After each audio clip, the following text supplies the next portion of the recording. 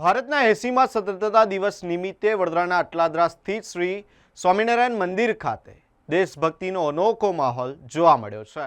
સવારે શણગાર આરતી બાદ મંદિરના પૂજ્ય સંતો મંદિર પરિસરમાં એકત્ર થયા હતા। સંતો સાથે ભાવિક ભક્તો અને બાળકોએ રાષ્ટ્રધ્વજ ફરકાવી દેશની ઉન્નતિ અને વિશ્વ શાંતિ માટે પ્રાર્થના કરી હતી। આ પ્રસંગે સૌએ રાષ્ટ્રની આન બાન અને શાન સમાન તિરંગાને સલામી આપી ભારત માતા કી જયના નાદ સાથે સ્વતંત્રતા પર્વની ઉજવણી કરી હતી।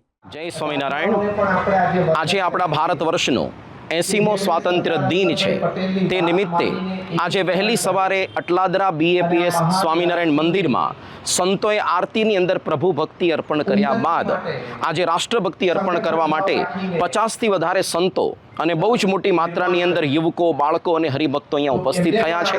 ન કેવળ BAPS સ્વામિનારાયણ મંદિર અટલાદરામાં, પરંતુ BAPSના 1600થી વધારે કેન્દ્રોમાં આજે આવી જ રીતે રાષ્ટ્રભક્તિ અર્પણ કરવા માટે ધ્વજવંદનનો કાર્યક્રમ સંપન્ન થયો છે।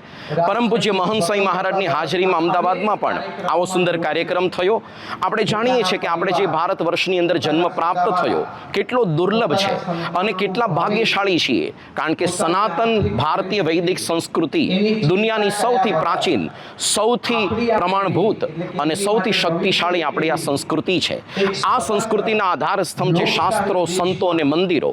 ભગવાન શ્રી સ્વામિનારાયણ ભૂમિ પર પ્રગટ થયા, આ ત્રણેય પાયાઓને સુદૃઢ કર્યા અને એ જ પરંપરાની અંદર પ્રમુખ સ્વામી પછી મહંત સ્વામી મહારાજ પણ એ જ કાર્ય કરી રહ્યા છે। અને આજથી 20 દિવસ પછી એટલે કે 6ઠી સપ્ટેમ્બરે યુરોપની અંદર ફ્રાન્સ દેશના પેરિસ નગરમાં ભવ્ય શિલ્પકળા યુક્ત અને સંપૂર્ણ પૂર્ણ આકારનું એક શિખરબદ્ધ મંદિર, સૌ પ્રથમ પૂર્ણ આકારનું હિન્દુ મંદિર એનો પ્રતિષ્ઠા થવાનો છે અને સમગ્ર આ યુરોપની અંદર હિન્દુ ધર્મ, સનાતન ધર્મ અને ભારતીય સંસ્કૃતિનો જયઘોષ થશે। જય સ્વામિનારાયણ।